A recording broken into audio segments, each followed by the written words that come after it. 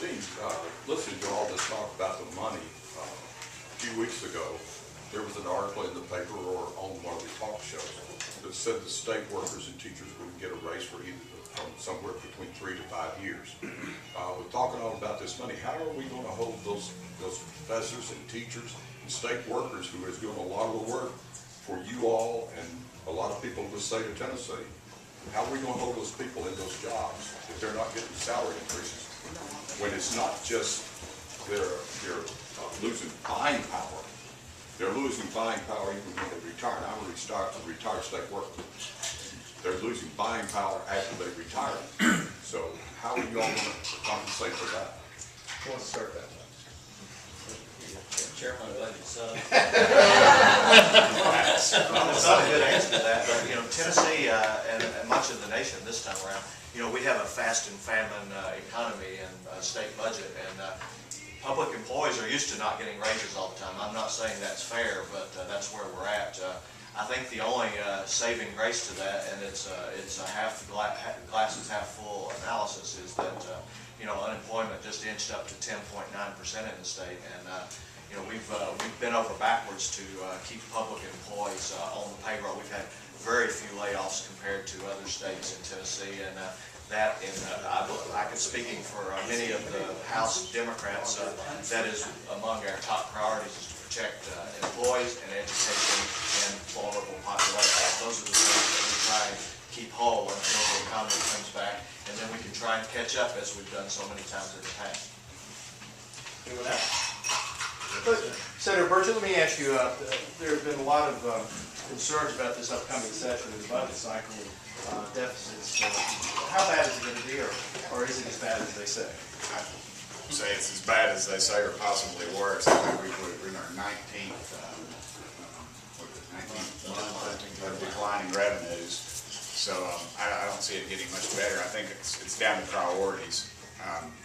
Frankly, with me, the priorities, two areas that I want to make sure that we don't cut in. I don't want to see us releasing any criminals, first of all. I would hate to see us cut any of our services to the mentally ill, which affects 1 in 3 Tennesseans. Doesn't make a lot of headlines still.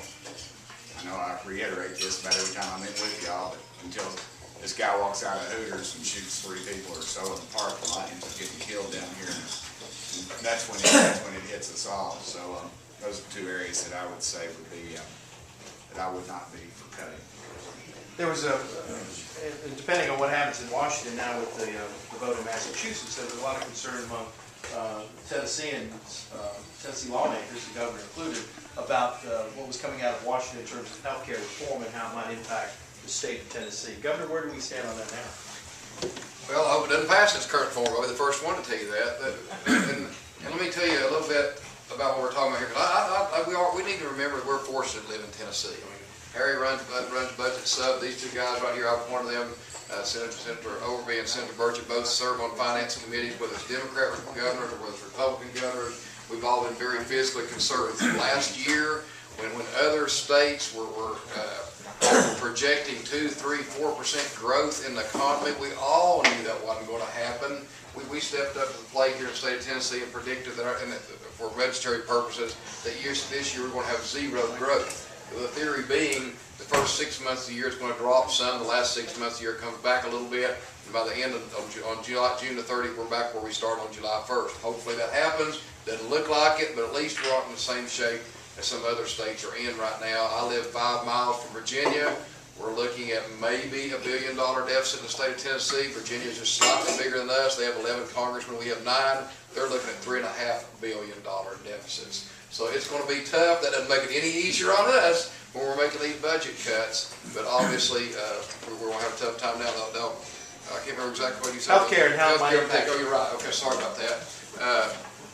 The governor himself called this health care that's passed in the House. I think you looked at what that one that's passed in the U.S. House had a $1.2 billion, what it's going to cost us in the state of Tennessee over the next 3 years. The one going through the Senate was about $800 million. They're going to cost us as taxpayers in the state of Tennessee. The reason being they're going to loosen the requirements to get on Medicare, Medicaid, our TennCare program. Therefore, our budget figures would explode. The governor himself called it the mother of all unfunded mandates. keep in mind, when Harry's sitting here in budget sub in good years, when money's coming in, we have 3 and 4% revenue growth, we got $400 or $500 million more this year than we had the year before to spend on education, spend on roads, spend on corrections. So you can see that that would eat up every penny of that money. So if that bill had passed in the form that it was going, I don't know exactly what we would have done. Because we in the state of Tennessee can't print money, thank goodness, like they do in Washington. Either the money coming in has to balance with the money going out, and we have to make sure that we have to cut other programs to make that happen or raise taxes, which would be the worst thing we could do in the economic climate we're in. So thank goodness it doesn't look like it's going to pass in that form or anywhere close to that form, because those would have been devastating for us here in the state of Tennessee and across the nation. Anybody else like to comment on that issue? No? Other questions? Yes, sir. I agree with most of everything that has been said, but there are big omissions. I agree with Bill Dunn that you can't spend money you haven't got and load your kids and your grandchildren up with debts. Like, for example, we're helping Haiti right now, and I'm all for that. But we're not spending our money. We've already spent that. We're spending our children's and grandchildren's money to do that, or anything else we want to do. Now, the situation is going to get worse, not better.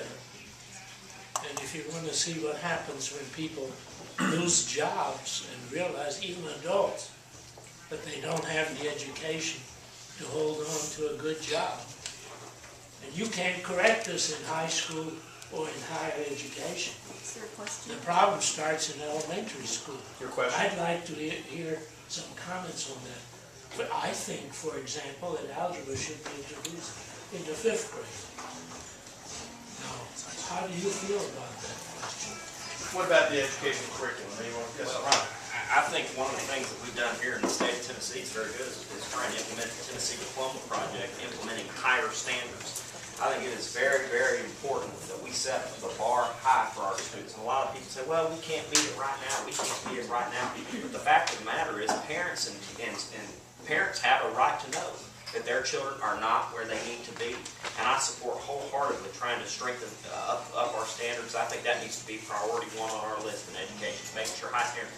And there's going to be certain school systems in this state who say that very thing. You're going to have school board members saying, gosh darn it, we can't meet it now. And it's ridiculous. And it takes the public and it takes the media to get people informed as to why that's important. You look at our STEM education, science, technology, engineering, math. We're not producing those students, and it's a real threat to this country. I think it's a threat to national security. And I'd like to see us here in the state of Tennessee be a leader in that issue. And I think we made good progress last week with that, with the education bill that we passed. But you can't start in high school, so you got to go to the elementary. You're exactly right. It's from the bottom down. I'd like to see more testing in those earlier grades as well, just to make sure that our students are on par. Well, let me answer your question. You bring up the issue of jobs, and we just had for folks in Clinton and Anderson County, East Tennessee area, we just had a great news conference the other day, an announcement that Confluence Solar's coming to town, 250 initial jobs, maybe more down the road. Is the state of Tennessee doing enough? Has it done a good job in trying to promote jobs? Because if you want to try to raise revenue, the best way to do that is bring industry into the state.